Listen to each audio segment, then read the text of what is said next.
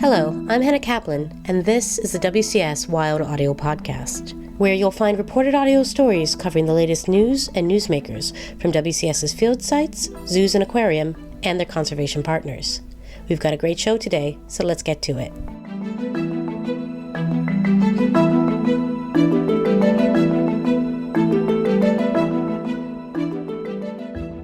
When the International Union for Conservation of Nature, or IUCN, recently reported that wild tiger numbers had increased by 40% since 2010, WCS Tiger Species Coordinator Dale Miquelle wasn't surprised. He was one of several scientists who contributed to the report. WCS Wild Audio's Nat Moss recently caught up with him to find out what's making the difference in tiger conservation today. The Year of the Tiger falls every 12 years on the Chinese calendar. It brings celebrations of this iconic big cat and all that it stands for. But it's also a moment to take stock of how well tigers are doing in the wild. In 2010, with wild tiger numbers down to just over 3,000 from a high of 100,000 a century ago, all 13 tiger range countries came together in St. Petersburg, Russia, to develop an approach to tiger conservation that would save the species from extinction. Dale Miquelle says the fundamentals of that approach aren't too complicated. The broad outlines of tiger conservation are actually relatively simple. We know the main threats to tigers are poaching, and people are killing tigers mainly because there's a demand for tiger parts for the traditional medicinals in Asia, and habitat loss, okay?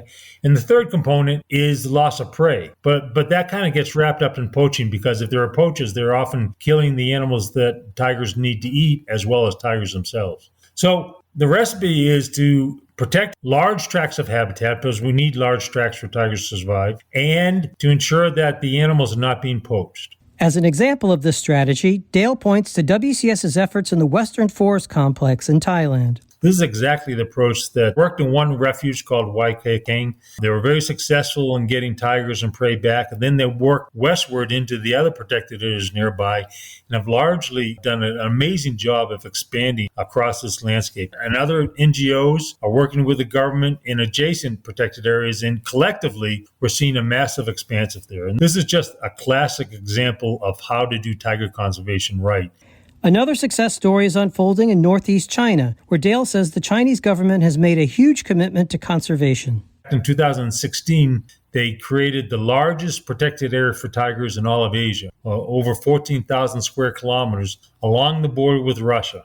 This is an area where WCS started working in 1998. We went with Russian colleagues to the Chinese side, and with our Chinese colleagues looked for tigers along this border. And back then in 1998, we found a few tracks of animals in the snow, but there was just really a scattering of males that had moved across the border from Russia, kind of exploring the territory. No breeding population, and you would say just looking at that area that tigers were on the verge of extinction. But we made a recommendation to the government to create a kind of a borderline protected area, like where tigers would be safe if they came across the border into China, because the forests were still intact. And we recognized that if they could protect those forests, stop the poaching, and snaring was a big problem there. If they get the snares out of the forest, the prey would come back and the tigers would return. And so just a few years after our recommendations, they actually created the Hunchun Nature Reserve. And we've seen a continuing movement of tigers across the border into China. And now there is a population of probably about 40 individuals.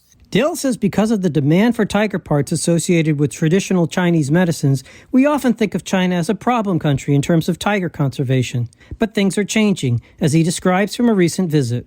Every time I hear someone speak, the phrase of environmental protection comes up. It's going to be a step-by-step process, but I see that happening, and we just need to hang on to the wildlife to allow the government and the people to catch up. And there's a huge issue of figuring out what it takes to get people to move away from using tiger parts or rhino horn or shark fin soup. These all need to be addressed, but we're starting to get a handle on that, and we're moving in the right direction. And most importantly, the Chinese government is moving in that direction.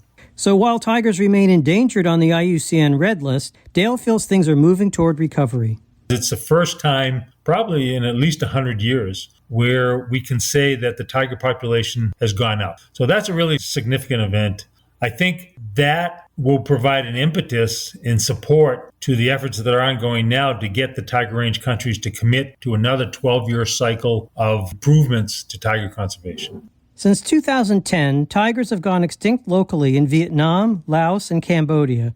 The next year of the tiger comes in 2034. Can we maintain a healthy presence of wild tigers in all of their current range states? The evidence suggests that with committed action, we can. For WCS Wild Audio, this is Nat Moss.